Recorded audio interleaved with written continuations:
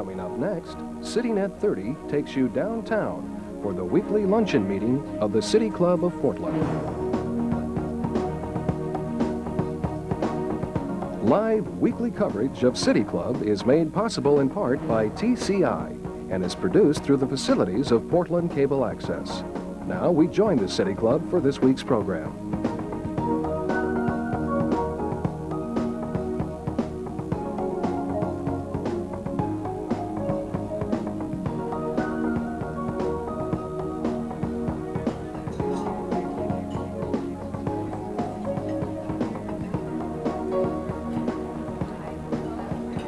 Happy New Year.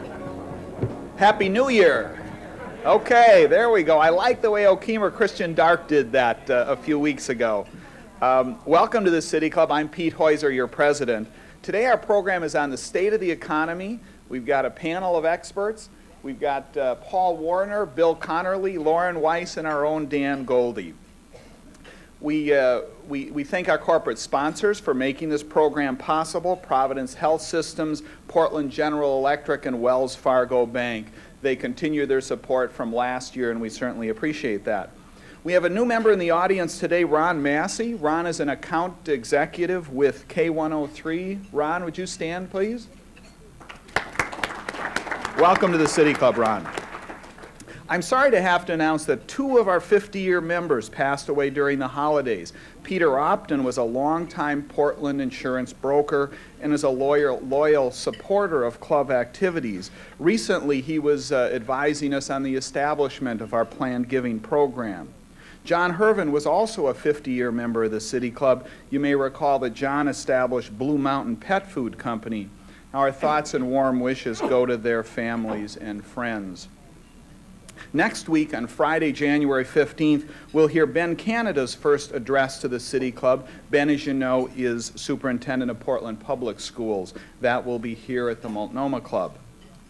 On Thursday, January 21, we're having an open house and membership reception at the club office. That's at 5:30 until 7 p.m. So please RSVP to Winnie Kane at the club office. Now, the club's annual membership campaign is now underway. A team of nearly 50 members have agreed to recruit at least 2 members each between now and February 28th. All recruiters will receive 1 free lunch for each new member they recruit. If you're interested in participating, please call Winnie at the club office.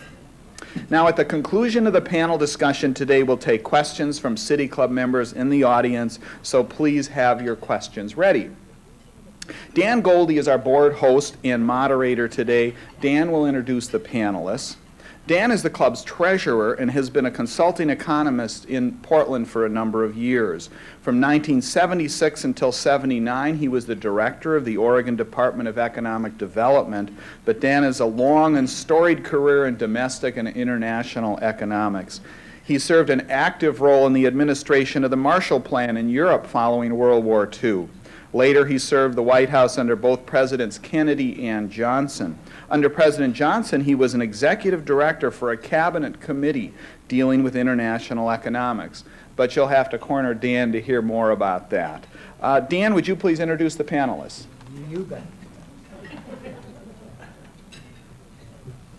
Thank you, Peter.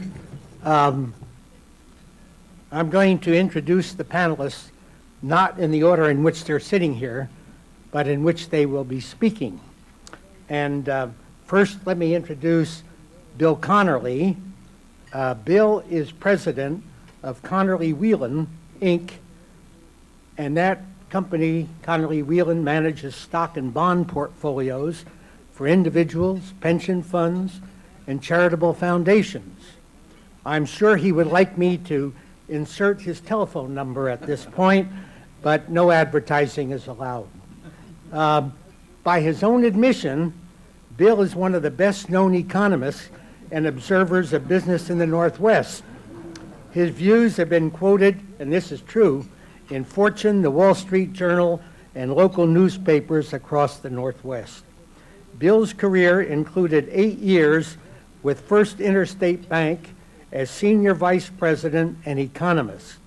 He has also taught economics and worked in corporate planning.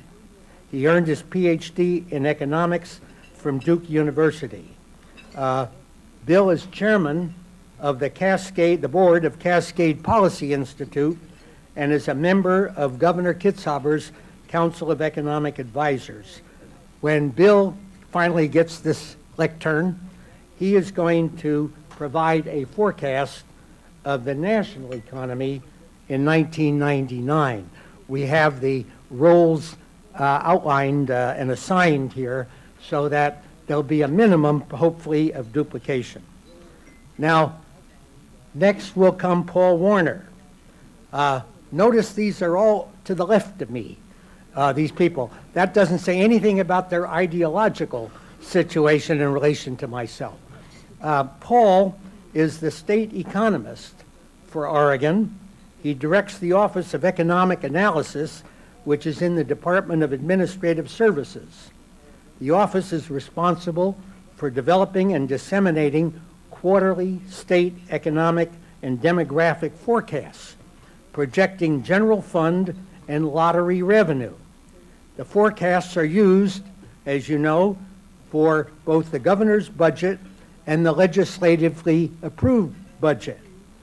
If Paul is too pessimistic in forecasting state revenues so that revenues significantly exceed expenditures, we get a kicker check. I mentioned this today with an admonition.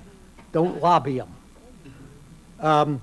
Paul received a PhD in economics from Washington State University in 1981. Upon graduation from Washington State, he spent 4 years teaching in Wisconsin and 3 years working for the state of Mississippi. At that point, he showed extremely good sense by coming back to the Pacific Northwest to become Oregon's state economist. Paul will forecast what will happen to Oregon's economy in 1999. And third up will be Loren Wyss, president of the Wyss Family Foundation. He has been in the investment business since 1960 as a stockbroker, analyst, money manager, and mutual fund executive. He was founding investor and led the investment policy team at Columbia Management Company from 1967 to 1982, also serving as portfolio manager of the Columbia Growth Fund. Since then, he has been advisor to institutional investors, foundations, and corporations, both here and in the United Kingdom. For 8 years in the 1970s and 80s, Loren broadcast a daily radio program about economics and the market on regional radio stations. And he served as a member of the Board of Higher Education and chaired the TriMet Board. He holds BA and MBA degrees from Harvard. Now, Loren wanted me to remind you how accurately he had predicted what would happen to the equity market in 1998 when he appeared on this panel last year. Loren, now that we know you can do it, we will hold you strictly to account on what you predict for 1999 and insist you tell us how we can go on making money in the stock market regardless of what happens to the national economy. Now, as we did last year, I asked our panelists to address some basic questions in presenting their views.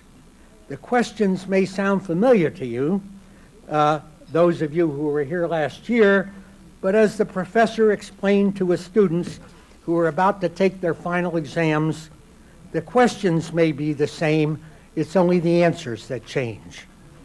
Now, my questions to the panelists that I gave them in advance were these.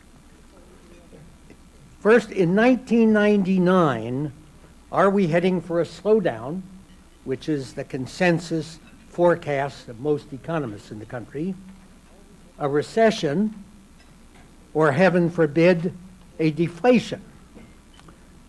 Or could the economy remain robust as in 1998? Within this part of the forecast, I asked them specifically whether they thought the Asian economic collapse had bottomed out. Could it get worse? And when there might be an upturn. The Asian problem being in many ways at the heart of our economic problems. Also, I asked them within that basic question was this: if U.S. corporate earnings turn down as generally forecast, will stock prices fall? And would consumers then curtail spending, thereby pulling out the main prop from under the U.S. economy? Now, in that connection, note that the U.S. savings rate has been actually negative the last 2 months. So if stocks, which have been the major source of savings in 1988, do go down, does this ensure a major drop in consumer spending? The second basic question was, what economic impact, if any, from the Y2K problem? I asked them that last year, and they didn't think much of it, but we are now, it's the Y2K problem is less than 12 months away now, so I'm going to ask them again. The third question is, if we do have a national economic slowdown in 1999, will Oregon be especially hard hit? And then a question that would not have come up, we couldn't have even imagined it last year. What will be the effect on the economy if there is a prolonged Senate trial of the president? We couldn't have imagined that there would have been one this time last year, but here we are. And finally, a question I did not ask them to consider in advance, but I am tossing it out now. What might be the effect on the U.S. economy of the inauguration of the euro, the new European currency, and the establishment of a new European central bank? Now, I've taken too much time. I've stolen it from them. Each of them will have about 8 minutes. I don't have an alarm bell here, but I'll tug at their coattails if they run on too long. And after they've each presented the answers to these questions and anything else they have on their minds, we will ask each other some questions up here, and then it'll be open to you people to come up with the most important questions of the day. Start with you, Bill Conerly. Thank you, Dan. I think you've given us less time to answer the questions than you took to ask them. That's right. But regular City Club members won't be surprised by that. It's a pleasure to be here at the City Club's first meeting of 1999, and we're 8 days into the new year, and it's looking like a particularly strange year based on what we've seen now. We're going to have a basketball season, and the people most disappointed by that seem to be the basketball fans. We have a president on trial for lying. That is happening in the U.S. Senate, providing the liar with a jury of his peers. We have an announcement by Microsoft this morning that there will be another delay in the release of their new software package, Windows 2000, which will be available in the first quarter of 1901. And then the Oregonian reported today that Shangri-La has been discovered, and it is, in fact, outside the urban growth boundary. Now, how much stranger can the rest of the year get? Let's do a little bit of an economic forecast. And what I want to do is I want to talk about the traditional, old-fashioned, very boring way to look at economics, C plus I plus G, consumer spending, investment, and so forth, and also talk about some of the changes going on. We're in a period of unusually rapid change and turnover, and I think that it's important to keep those in mind as we look at the more traditional way of doing things. The pace of change is so fast, it's disturbing to a lot of people. There's a lot of concern for the way We have been doing things, every new store that opens, every new business practice, every new electronic marvel leads people to say, well, that's, a change from traditional ways being how we've done things for the last 20 years. But the fact is, the only way to really insulate yourself from change is to have yourself embalmed. And if you're not ready for that, you just need to get on the ride. Consumers, as Dan said, account for 2/3 of the economy. They've been very, very, very happy. I don't know if it's the Prozac or, no, we're not going to get into other drugs. But they've been very happy. We set 1998 came in second highest year for car sales ever. It looks to me like consumers deserve to be happy. The things that most motivate consumers are jobs, interest rates, and inflation. Those have all been very positive, but it appears to me that consumers are even happier than those fundamentals would dictate. Some people look at that and say, well, it's the stock market, and that may be true, but if you go back in history at other times of stock market strength, other times of stock market booms, you don't see this same effect on consumers. So maybe something's different, maybe we're paying more attention to the markets now than ever before, but I'm always a little bit nervous when we have an explanation that doesn't fit with the historical data. I think that consumers will find that they cannot grow their spending as fast in 1999 as in 1998. Don't see any reason for a major downturn. Well, I kind of do, but I'm not forecasting it. But the fast growth of spending in 98, I think, will lead to a more moderate growth. And keep in mind, we're not talking about a decline, we're talking about more moderate growth. What makes me a little bit nervous is this, if I'm right, that consumers should be pretty happy, but they're extremely happy, then if they dial back their sentiment, their confidence a little bit back to reality, that could cut a percentage point of off the growth rate of the overall economy without them saying things are bad. If they just sort of get in touch with reality, it could slow things down. So that makes me want to be a little bit concerned. I'm not forecasting that happens in 99, but one of these years I think consumers are going to dial back their view of how strong things are. Now, at the same time, let me talk about what seems to be motivating consumers. When I look at what they're buying, I think consumers are motivated by a sense of wanting freedom, wanting choices. And I'm not talking about ballot box issues here. I'm talking about lifestyle choices. We have CD players that will hold 5 or 10 CDs. Well, why bother with that? You can listen to the radio. Except if you play your own CDs, you get to choose your own music. And lo and behold, this is important to people. Satellite dishes with 200 channels. Who would have thought in the era of 3 networks that people might want a 4th or a 5th? Well, it turns out some people like to watch the History Channel. Some people want to watch, old sitcoms for reasons I don't understand. But people are spending money to give themselves more choices. Bookstores. Major change in bookstores, and it's not so much the chains versus the independents. Walden Books and B. Dalton's are yesterday's news. What it is about how many volumes do you stock, how many choices do I have when I walk into your store. That's why Portlanders love Powell's, and it's why the rest of the country loves Borders and Barnes & Noble. So, and take cars. Record year for car sales, I think that has a lot to do. I know some of you think that cars are inherently sinful and evil. But the fact is there are a lot of people who want to make their trips when they travel, don't want to travel communally, want to be able to weave from their favorite store to their favorite dry cleaner to their favorite Chinese takeout place. And the car is an enabling mechanism for that kind of freedom. And they're spending more for four-wheel drive. They don't need four-wheel drive 99.9% of the time. And why do they pay $1,000 or $2,000 for it? A sense of freedom. So if you're selling to consumers, keep in mind that consumers want to feel free to choose, and that's going to motivate a lot of their decisions.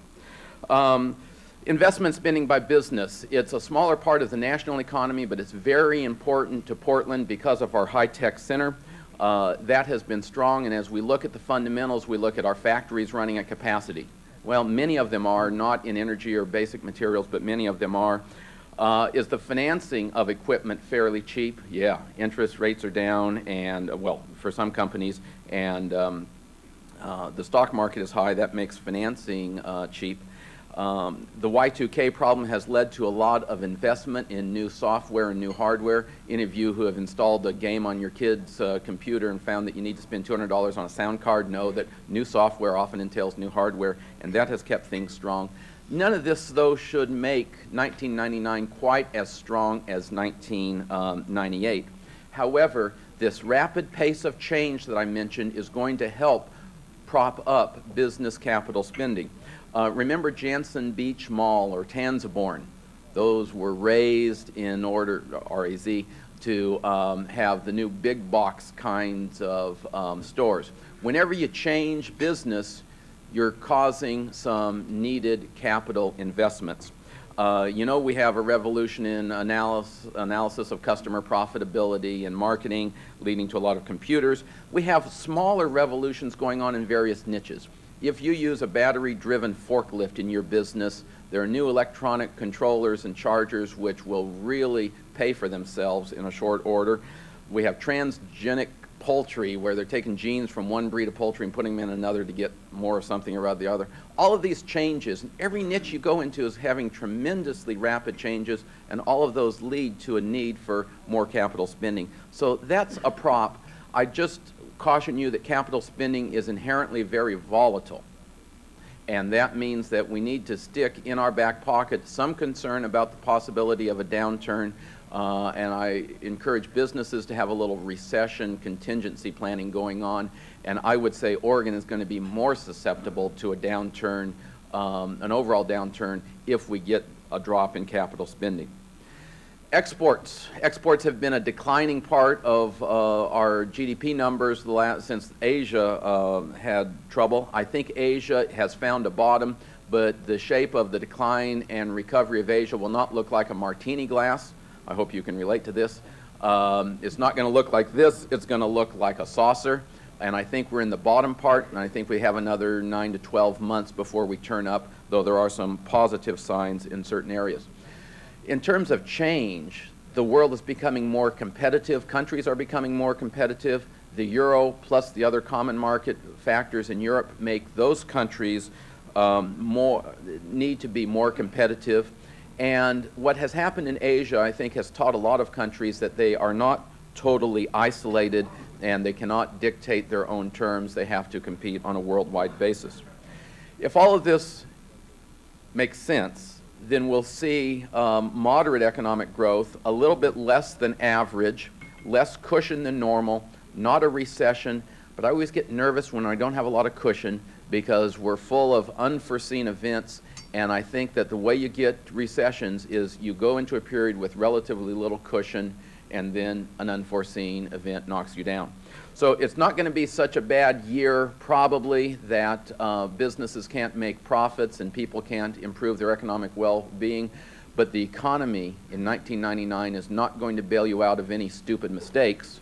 So my advice for you for 1999 is simply, don't do anything stupid.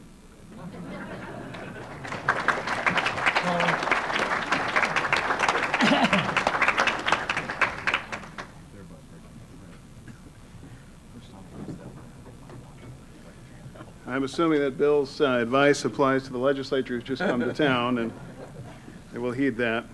We were running a little bit below our forecast on our revenue projections in December, but then we got our quarterly estimated payment from Bill, and that brought us back into line.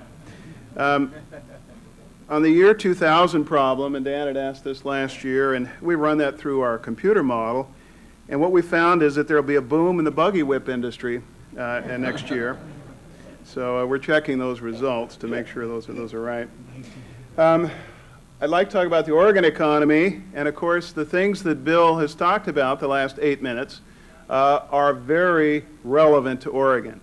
Oregon is one of the states that most closely tracks the national economy, and you can explain much of the variation in Oregon by what happens nationally. We're never going to be in a situation where we're booming and the national economy is in recession. Now the key issue is, will we be hit harder by a recession, or will we do better in an expansion? And those are the particular characteristics of Oregon that make the difference. Right now, I think, and I would expand the national economy, the international economy as well, right now those two effects are fighting really for dominance in the state economy, much as they are nationally. And the national effects, which the national economy numbers still are very strong, are very good for consumers. And you talk to Oregon consumers, I'm sure you went to the malls during the Christmas shopping season. These are very good conditions for Oregon consumers, just as they are for consumers across the country. The financial markets, the low interest rates, the capital gains from the stock market, low inflation, very competitive prices, particularly goods that are imported or have to compete with imports. We still have a healthy labor market in most parts of the state, certainly in the metropolitan areas. All of those things are translating into strong retail sector, strong service sector in Oregon, and we're seeing job growth in those sectors. On the other hand, the international economy and the international effects are quite the opposite. They're very negative, and Oregon is right in the forefront of the effects from Asia.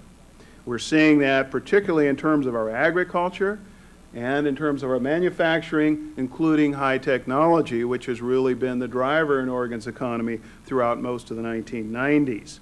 If you look at Oregon's exports in the third quarter of this year, they are 15% below the third quarter of a year ago. During the first half of the year, they were down $326 million compared to a year ago. We're seeing big declines in forest products and in agriculture, and high technology, after very strong growth in exports, is essentially flat. Our manufacturing sector is feeling the impact of those declining exports. Manufacturing employment during the third quarter was down 5%. Oregon's economy is also feeling the effects of coming down from an extended construction boom. So we were in for a slowdown anyway, regardless of the Asian effect, because we had grown so rapidly. Our construction job growth had been in double digits for 3 years, led by the high technology boom. Well, that construction cycle was coming to an end as those major projects come online. We couldn't sustain that rate of growth, even though we're still at a relatively high level of activity. So we were due for a slowdown anyway, and the Asian situation has made that slowdown even more pronounced. Well, you know, the thing that we often talk about in the Governor's Council and we think about is, isn't there a disconnect here? I mean, when we look at the basic industries in the Oregon economy, forest products, agriculture, high technology, if they're having trouble, how can consumers do so well? Well, I think there is a disconnect, and I think that those weakness in those sectors will translate into a slower national economy and into a slower Oregon economy. And in that, I think we'll see work through the system in 1999. And that's really the key to our 1999 outlook for the state. We're anticipating job growth of 1.3%. That would be the weakest job growth in the state since 1991, which was the 1991 recession. We think that the job growth in Oregon will drop below the U.S. average for the first year since 1985. And the reason is very simple, it's Asia. We're much more exposed to the Asian economies than the average state is. So 2/3 of our exports go to Asia. We're more export dependent in general and much more dependent on Asia.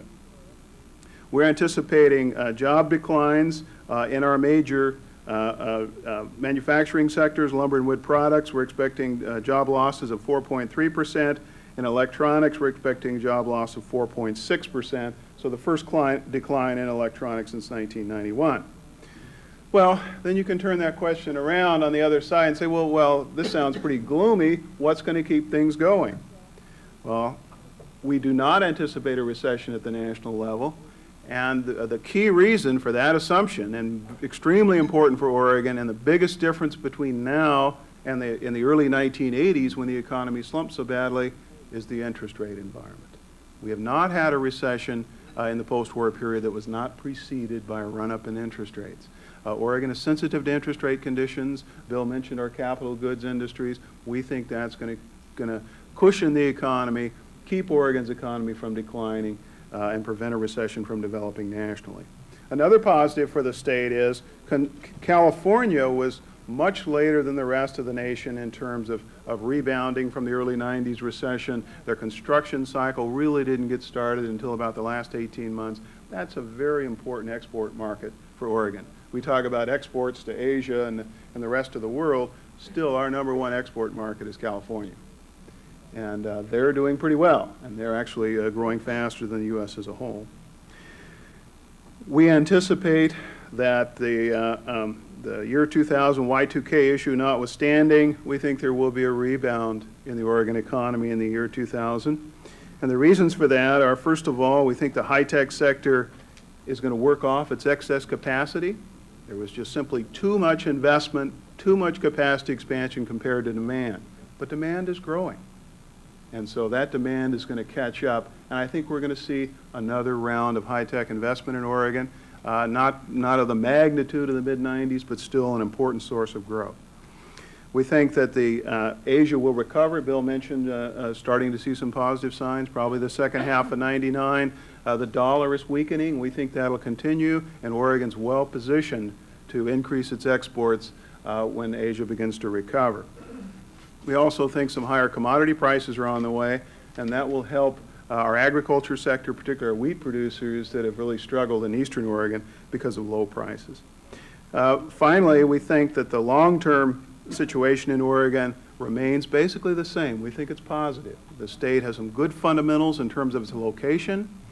Next to California especially, we're going to continue to get a lot of in-migration over the long term, and we're going to supply big markets to the north and south and across the Pacific, and that's a basic fundamental for long-term growth. Our industry mix is positive, especially with high-tech's emergence, and our labor force is a plus for us. So we think '99 is going to be a weak year, particularly compared to the ones we've had of late, but we think the fundamentals long-term are still positive.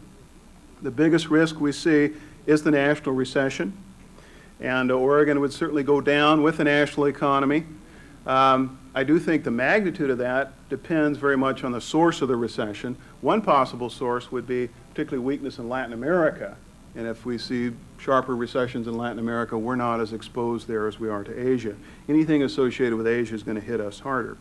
My final comment about the possible development of a recession is we are in a much better situation at the national level to respond to a recession than we were certainly in the 70s and 80s. We have low inflation, and you could expect Alan Greenspan to respond very quickly to signs of a recession with lower interest rates.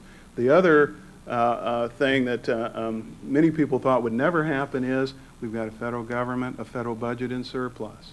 And regardless of the impeachment trial and the problems there, I think that President and Congress could agree on some kind of a stimulus package on how to spend additional money or cut taxes if they thought the economy called for it. So I think the policymakers are in a better position to respond if we do see a recession than they have been for quite some time. So thank you. Thank you, Paul.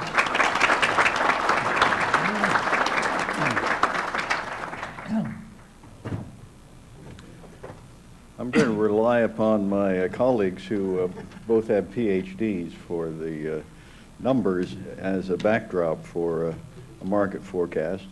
And I don't disagree with anything they've said. We'll use that as an expectation for 1999. Continued growth, but not a very strong one, and no unexpected disasters.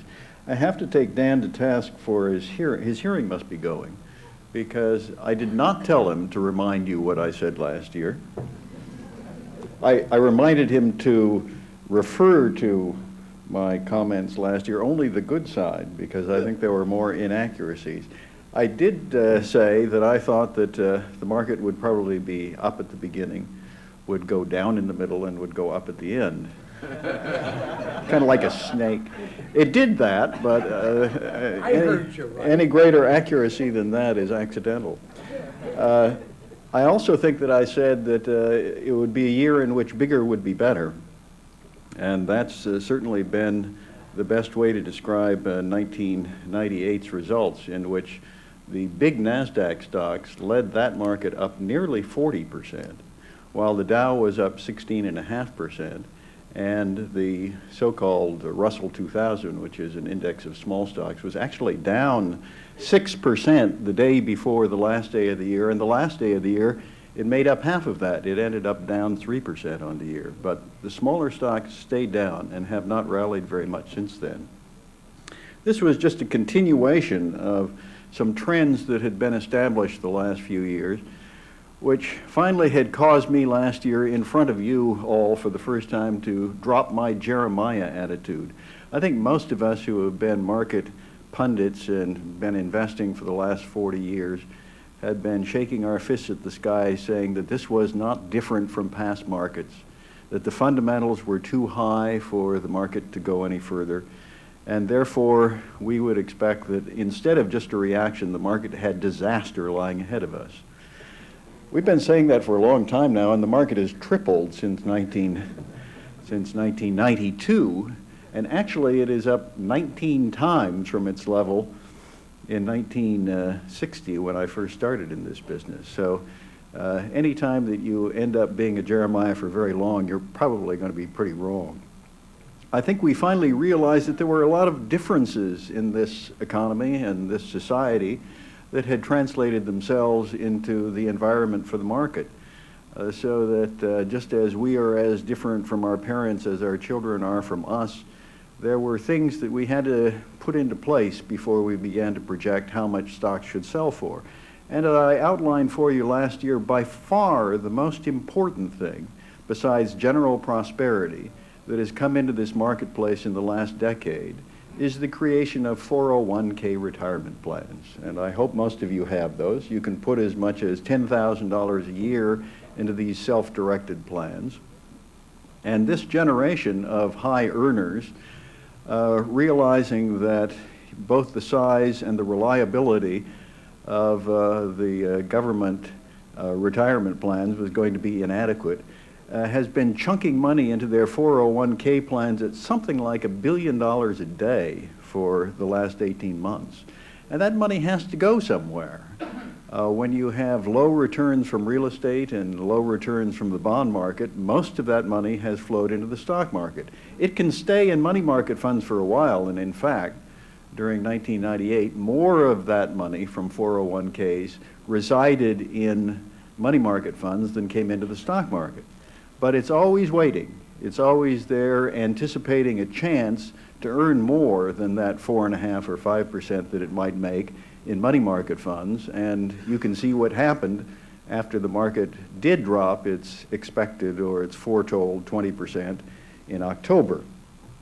Just as a comparison, in 1987, the market went down more than that, went down about 35%, and it took 15 months for that stock market to regain 1/2 of the drop that it suffered during the October 1987 decline. This time it took 1 month to recover half of the decline, and by the time 60 days were over, it was on to new highs. And this was largely caused by this huge flood of money on the sidelines looking for a place to go to rest.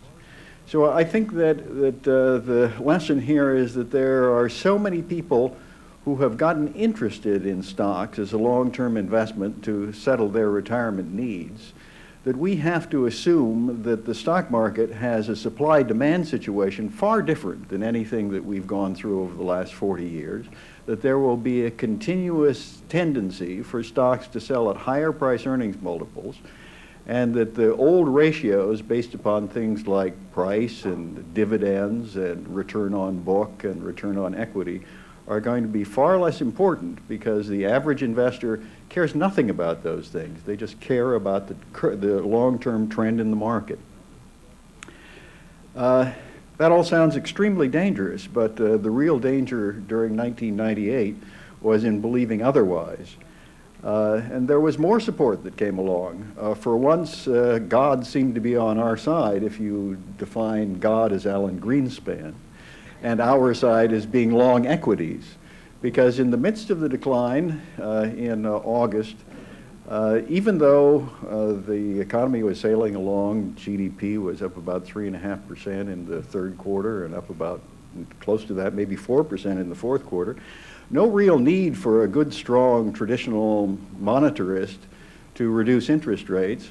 And the only people who seemed to be lacking liquidity were professional speculators whose computer programs had gone wrong. In spite of all that, as the markets plunged, interest rates were cut swiftly twice, and suddenly there were billions of dollars available to save the speculators and available to plunge back into the markets, and it happened immediately. I think the danger to this was that people begin to believe that risk really isn't risk anymore. They see the stock market plunges kind of like tricks of Penn and Teller, in which they do impossibly risky things. You know that they can't survive, and a minute later it's all illusion and it's behind you. They've come through it all right. And people are beginning to think that stock market plunges are the same. It's only an investment opportunity. And actually, of course, since 1982, that's pretty much been the case. I do have a dream now and again, or a nightmare, in which Washington, D.C. is wiped out by a nuclear holocaust of some kind, and I wake up to hear Louis Rukeyser explaining that he thinks for the week that the market's reaction has been overdone, and then he says, you just don't get many chances to average down like this. It seems as though almost nothing, no matter how damaging, hurts the overall market for very long. So what about 1999? It seems to me that these trends are still in place. There's still all of this money looking for a place to go. And with the economy advancing, even without the momentum of the past, it's very difficult to say that there's likely to be a period in which stocks as a whole go down for very much. There will be periods in which there will be bad news. And a lot of that will have to do with the big growth stocks that are currently selling at extremely inflated price earnings multiples with very high expectations for the future. They are priced as though nothing could go wrong in the future, while small stocks are priced as though very little will go right for them. So I do think that there will be a period, especially in the beginning of the year, in which smaller growth stocks do better than they have, play a bit of a catch-up in the big name stocks. But frankly, the big stocks, those that survive, the big growth stocks, will tend to still lead this market through 1999 because of the mechanics of the situation. People give their 401ks to mutual fund managers.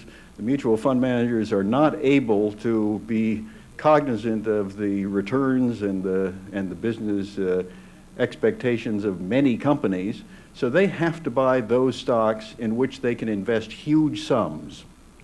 Therefore, big name growth stocks are likely to be the leaders in this market for a long time in the future, except for those that disappoint. And there will be many that do.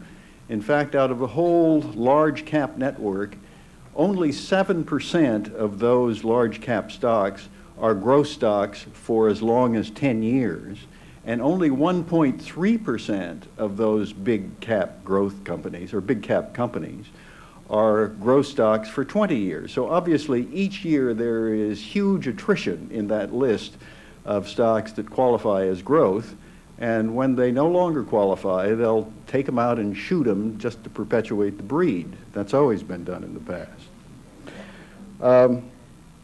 I would expect that the market will be strongest in the first half of the year, and then profit momentum will slow. For the whole year, profits will be up about the 4 billion, or the 4% or so that they dropped in 1998. 98 they dropped because all of the commodity companies and the natural resource companies and oil were down.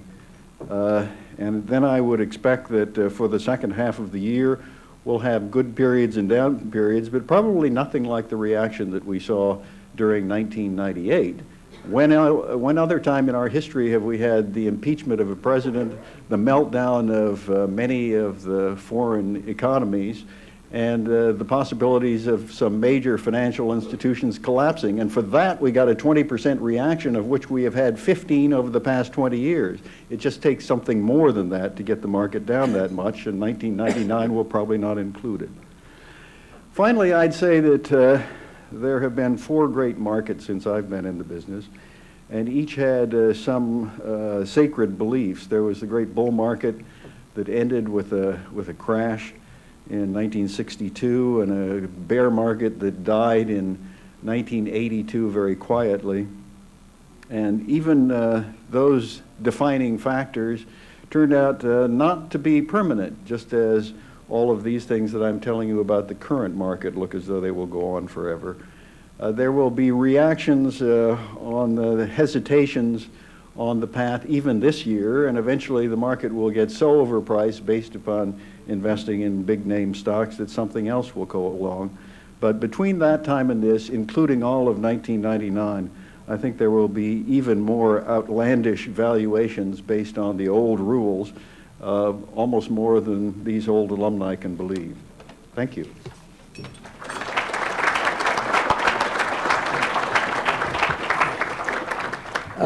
Those of you who want to ask questions, please start moving to the microphone. I just wonder, do our panelists have an urgent desire to ask each other questions? Because if not, I'd like to turn the questioning over to the audience. Ray Polani. Thank you. I have a question relative to retirement, which doesn't, of course, lead me personally, because I've been retired for some time, but I have a daughter, and I look around and there's more young people still coming, and what should they do about retirement? And 401k has been mentioned here. I wonder if there is a consciousness out there of the I bond, the I savings bond of the federal government. Presumably it's indexed to inflation and it's protected against deflation. I would like to hear some comments on that, long term. Loren, Bill, whoever. Well, my first comments, Ray, would be that the I bond has created very little interest because there hasn't been much I. And until that time, when people believe that they are able to get a positive return from the inflation-linked bonds, I don't expect that there would be a lot of interest. And frankly, with the amount of overcapacity that's been built into the worldwide system for a number of years, we probably will not have a return to the inflation that we saw during the 1970s. Therefore, even though it may have an attraction before your daughter does retire, I would think that you could triple and quadruple your money and lose it again in internet stocks several times before then. Yeah. Jay Formick, City Club member. I guess this question falls under the heading of long-term projections. What is the effect of the failure of the Oregon legislature to have enacted any transportation bill last session on our economy now and in the next couple of years? Paul, you want to tackle that? Well, I think your first comment is absolutely right. It's a long-term issue. We anticipate that, as I said during my comments, that Oregon is in a position to be a long-term growth state. And I mean, you look at California, and there's 30 million plus people in California. They have a high natural growth rate. They are the entry point now for immigrants from Latin America and Asia. So I think you can anticipate population pressures from California throughout the West, and Oregon's going to be very much in the middle of that. So population growth will be an issue. What that does is put pressure on the infrastructure. And all you've got to do is drive out in I-5 and compare that with a few years ago, and you realize that the pressure is growing on that infrastructure. So I think most legislative members and certainly aware of that. Most people in the public sector are aware of it. The issue becomes how to pay for it and what's the most equitable, most competitive way to pay for it. And that's really the controversy, I think, in the legislature. And it's an issue that they'll take up. I think it's one of the most prominent ones in '99. So it's something that won't go away. And as you say, long term, I think it's going to be there and remain there until there's some major changes made. Hi there, I'm Sharon Harmon, Executive Director for the Oregon Humane Society. You may be aware we're getting ready to finish off our capital campaign to build a new animal shelter. We break ground in March. I'm wondering what your crystal balls say about the forecast for charitable giving for 1999. Let me take a shot at that, Sharon. I've been a contributor to the campaign, so I can say that it's a good one, and I'm glad. Maybe this is just a commercial. We can talk about the shelter.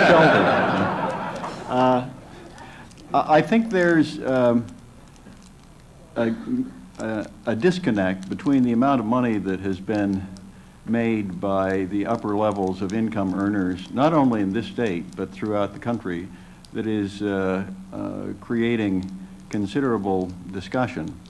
I think more wealth has been created over the last 5 years, certainly over the last 10 years, than in the prior 40 years. And Ned Lookwood is probably more knowledgeable about this than I, but I think some statistics show that most of that money is being held by people who are relatively young in their lifespans. And the things that they're mainly interested in now in supporting is public education, because they have young children. Usually there's sort of a life cycle in giving, and it would seem as though as people get comfortable with their wealth, that they will also become more sophisticated about what it can do. And I would expect that as long as prosperity grows in this country, and that none of us are objecting to, I think that you could anticipate that there will be a gradual increase, and as those people with huge new fortunes realize that those are permanent and that they can have some social impact that not only benefits society but also their own public image, I think you'll see a more sophisticated giving program spread throughout the country. I hope so. Don Williams, City Club member. Dan, I noticed that other than a real slight passing reference to Loren's prediction, you really ignored what you did that last year, and I was wondering, is that a matter of time or just concern about professional reputation? And could you put it this year in context with last year and tell us how you did overall? I guess that one tossed at me. Answer is that I think that last year the panelists, all of us, underestimated the significance of the Asian problem. It came on more slowly than we anticipated, and it was deeper, lasted longer, and is still going on, and it has had, I think, a more severe impact on Oregon exports and the country's exports than we had anticipated. I think that we brushed aside the Y2K problem, and I think we're still doing that. But it may be that there's been enough advance notice so that that's not going to be a problem. The concerns I raised about the possibility of deflation, which Alan Greenspan, no less an authority than Alan Greenspan, had raised last year, I still think it's a kind of a possibility on the horizon, but obviously none of our panelists believe that it's a real one. They didn't last year, not this year. They don't even think we got a recession in the offing.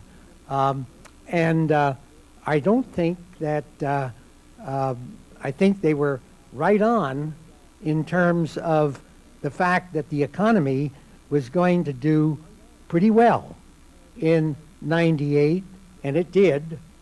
And my own personal view is that they may be a little optimistic about what happens in '99 if a whole series of items that have been mentioned here come to pass at the same time, and you get a downturn in capital investment, commodity price deflation becomes more severe. And on that point, I just want to note, this is important to Oregon, that in the face of one of the most booming periods in housing starts and housing construction in history, wood products prices have been down this year. And if it slows down, if construction slows down in '99, then we're in for a lot more trouble. And that's a big factor in our economy. And it says something about the possibility, along with oil, of commodity deflation in the world. I don't think maybe we're giving it as much weight, but I don't want to change the optimistic tone that we've had up here. Don? Don Sterling, City Club member. Those people who are uncomfortable with the increasing population of Oregon, with increasing urban density and other symptoms following, suggests that we ought to quit promoting the economic development of Oregon, maybe even abolish the economic development department that Dan used to run. Should we? I'll jump in on that. I wrote a paper for Cascade Policy Institute a few years back suggesting zeroing out their budget. And I'm not anti-growth at all, but you don't advance the state's economy by taking money out of one set of pockets and directing that money into another set of pockets, which is what economic development programs do. If you're concerned that we have too much growth and too much wealth creation, what you might want to do is increase the budget of the economic development department. I got to weigh in on that one. Just very quickly, number one, every state in the country has an economic development program. I don't think Oregon ought to unilaterally disarm, number one. And number two, Oregon's biggest problem, politically, economically, is the two Oregons. The fact that we have a very prosperous Portland metropolitan area, Willamette Valley, and we have a lagging rural area. And those areas need some attention to their infrastructure, and that's what the Department of Economic Development is trying to do. I don't think we ought to do away with it. Steve Babson, a City Club member. Dan, you've sort of stolen my thunder about this deflation bit, but if the unthinkable occurs and deflation becomes very pronounced, will the federal government open up the floodgates and start the printing presses? I want to add that I do remember 1932 when the price of a Plymouth FOB Detroit was $365, as a little afterthought there. Anybody want to tackle that? Yeah, I will. Yeah, there's no doubt in my mind that the Federal Reserve in the United States and the other central banks will print whatever money is necessary to avoid a massive deflation. However, it's impossible to have all prices rising at exactly the same pace in a dynamic economy. And in a time of a little bit of economic weakness, raw materials prices are always down, and so we're seeing deflation in that. That doesn't mean it's across the board, but I would expect that the Fed is going to be comfortable in about the range that we're in, and inflation or deflation is always a monetary phenomenon. It's not based on productivity of business or competitiveness of business. It's a monetary phenomenon, and I think the Fed will protect us from that. Mike Katz, member of the City Club. Last year I inquired whether or not you were comfortable in making assertions that you might be able to foretell the future in these terms. And this year I have a question along those lines, additionally, to inject a measure of humility and modesty into the proceedings. In the academic world, there has been a modest amount of scholarly literature on the subject of whether or not anybody, including our panelists, are able to consistently, on a sustained basis, forecast the future, and particularly with respect to turns in the economy. And two renowned, celebrated scholars on the subject, for example, Victor Zarnowitz at the University of Chicago and William Sharp at Stanford University, have both suggested otherwise. Sharp saying, for example, and I think it's a matter of some illumination, that the extent to which active management of accounts, like pension funds and mutual funds and portfolios, to the extent to which they underperform what you could do by sheer chance alone, is exactly equal to the cost of active management. That is, if they didn't charge any fees, they'd be able to do just as well. But since they charge a fee, they do a little bit worse. My question to you is, are the honors that have been bestowed upon these academicians, including, I might add, the Nobel Prize in Economics to Professor Sharp, have they been merited? We've only got a brief time before we're through. Who wants to tackle that? I'd like to say, Mike, that after the collapse of the long-term capital management, which had Nobel winners on the board as its founders, that's not such a large recommendation.